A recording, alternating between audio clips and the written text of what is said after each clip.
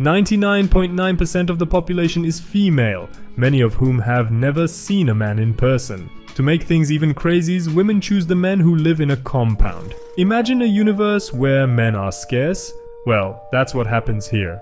In this world, an epidemic emerged in February 1974. As a result, an unusual variation of estrogen occurred, and only 1% of babies were born male.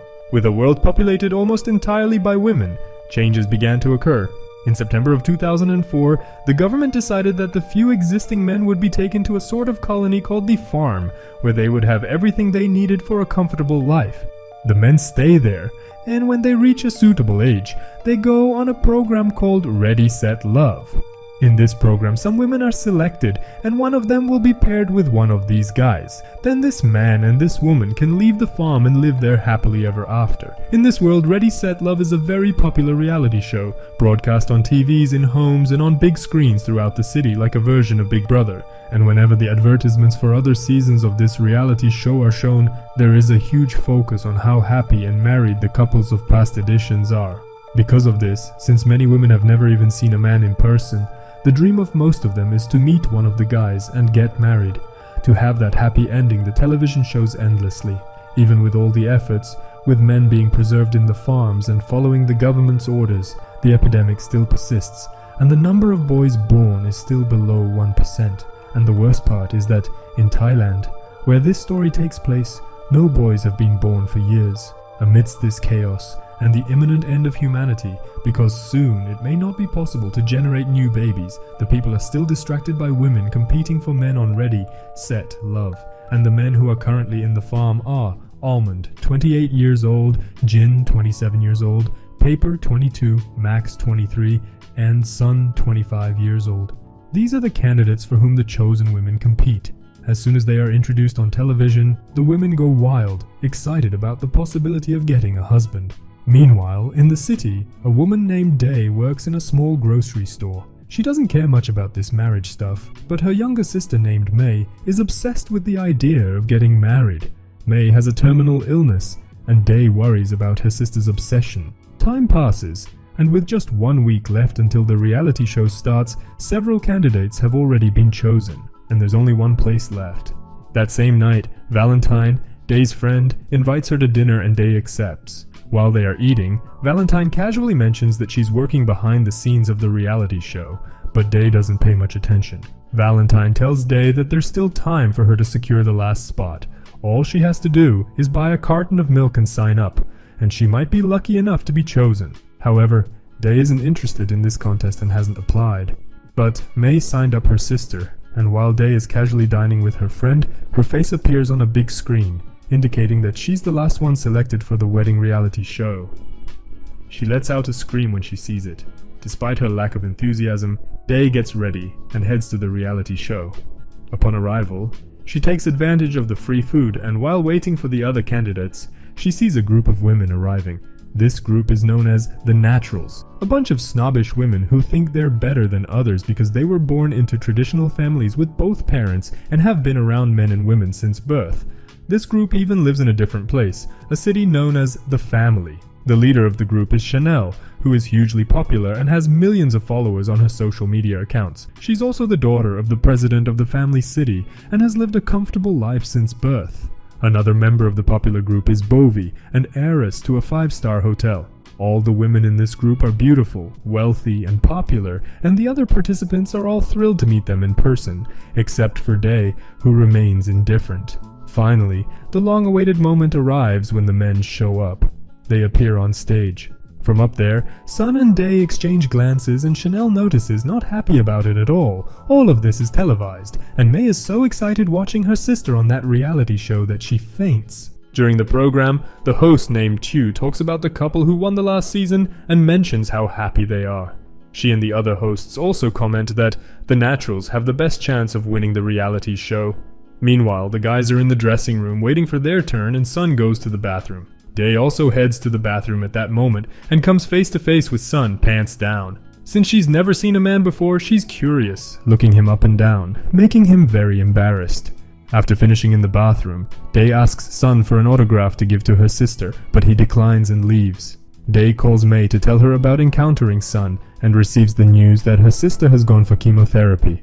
Day becomes desperate and says she's going to leave the program, but Jenny, the director of the reality show, stops her. As Day walks towards the exit, Jenny convinces her to stay, arguing that Day doesn't have the money to help with her sister's treatment, but if she chooses to stay on the reality show and win, she'll have plenty of money and be able to afford excellent treatment for May. Overwhelmed by emotion, Day decides to stay. Even though it may seem like Jenny's intention is to help Day, it's actually to ensure that the show has excellent ratings. The first challenge of the reality show takes place, called Get to Know Your Date. In this challenge, several questions about the men are asked and the participants need to answer correctly. On the ground there are several illuminated circles with the options and the participants need to walk to them. First, Day only walks toward of the answers with more women, but the questions become more difficult and the contestants become unsure. Day starts to remember the countless times she played with dolls with May and how her younger sister is a big fan of the men in the show, talking about them all the time. With this in mind, Day manages to answer several questions correctly. In the end, only the naturals and Day remain, and Chanel looks furious at her. Out of 100 participants, only 25 remain, and the decisive moment arrives, the final question. The last question is, which one of them is afraid of fireworks? Day doesn't know this answer, but she recalls that, while they were on stage, Sun got startled when the confetti exploded and was thrown at them. Based on this, she deduces that he's the one who's afraid of fireworks, so she rushes to answer. The answer is correct, but Day doesn't manage to reach the illuminated circle in time, and is disqualified. As she listens to the news of being out of the game, she cries, remembering May and feeling like she missed the opportunity to save her sister. However, she is surprised when they mention that there is still hope. She can return to the game because there's an extra challenge called Blind Date. In this game, each of the women will have 3 minutes with the guys and they can talk and get to know each other better during this time. If the guys like any of them, all they need to do is do a little dance, which is the dance of salvation, and that woman stays in the game. Day talks with Sun and he becomes interested in her, especially after seeing the necklace around her neck. Through the pendant of the necklace, he remembers something very important that happened in his past. Years ago, when Sun was only 7 years old, he was fleeing from the authorities, who were after him to take him to the farm. He took shelter under a basket, and Day helped him hide. This small but significant interaction stayed engraved in Sun's mind. After all, in this world, the simple fact of being born a boy already obliges him to live in the farm and follow orders. Sun and the other men don't have the option to live where they want and pursue their own desires in life, since they need to stay where the government says and do what they are assigned to do. The epidemic didn't just change the lives of women, it also condemned men to a completely controlled existence. Back at Ready, Set, Love. Although the whole game seems like something dependent on luck, and all women have equal chances of getting married, the truth is not quite like that. Everything in this reality show seems strange, and that's why Valentine started her own investigation to understand what's wrong. As she works behind the scenes, she uses her position to gather more information. Those outside the program have suspicions, and those inside do too. Sun also suspects that it's not just luck, and he mentions to Chanel that he suspects it's all arranged by the production even before the program starts. Confirming these suspicions, we see Jenny, the program director, talking to a colleague and saying that the setup will work. Sun will end up with Chanel at the end of the program. This isn't Jenny's only secret, as she and this colleague are dating and planning to be the first lesbian mothers in Thailand, something very complicated and risky because the country is very judgmental. In the farm, the next challenge for the candidates will be in this exact place, because they will spend the day there to understand how to live with men. When she finds out about this, Chanel throws all her charm at Sun, but he doesn't pay much attention to her. Chanel is filled with mixed emotions because while she's annoyed about being ignored, she's also feeling attracted to Max. The problem is that Bovie also likes Max and makes it very clear. And since they are both confident that they will win because they come from good families, it's an implicit agreement between the two that Sun belongs to Chanel and Max belongs to Boney. While the friends are in this love standoff, Day is enjoying the luxury, jumping on the bed. She even video calls and shows her sister how luxurious and comfortable the place is. While Day enjoys this luxury, don't forget to leave a like so I can keep bringing cool series analyses like this one. Oh, and subscribe to the channel to give that support and share this video with anyone who also loves series. The time for the challenge arrives and Day is called to participate along with the other women. They are divided into teams and Day ends up on Almond's team, which is lucky for her since he loves cooking, and the challenge is about cuisine. The goal of the challenge is to assemble the dishes requested by the production, and the prize for the winner will be a romantic dinner. Everything seems calm, even easy, but as soon as the game begins, she realizes that luck wasn't on her side, since the challenge isn't culinary, but rather athletic. Instead of cooking, they will wear food costumes and have to run to the plate as quickly as possible. It's like one of those crazy game shows from Japan. This challenge creates a lot of confusion, many stumbles, lots of people falling, and in the end, Jin's team is eliminated from the game, and one of the women is eliminated from the competition by audience vote. According to what the reality show hosts say, these votes come directly from the audience watching the program, which we know is a lie since the program is a fraud.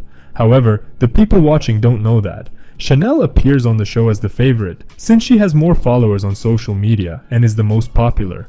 But Valentine manages to make some changes in the voting and Day's name appears as the audience's choice. So since this decision was broadcast, there's no way to deceive the audience, and it's Day who goes on the date with Sun, and Chanel goes on the date with Max. Jenny doesn't understand what happened and becomes worried backstage because Sun cannot end up with a woman who isn't rich and popular. Anyway, that night Day and Sun go on their date, and while they're at one table, Chanel and Max are at another. During the date, once again, Day remembers May, her younger sister, who gave her several tips on how to act on a first date. May said that a woman should act like a lady with class and not eat a lot in front of the man. So, Day shows the best version of a lady that she can manage, trying to impress and win over Sun.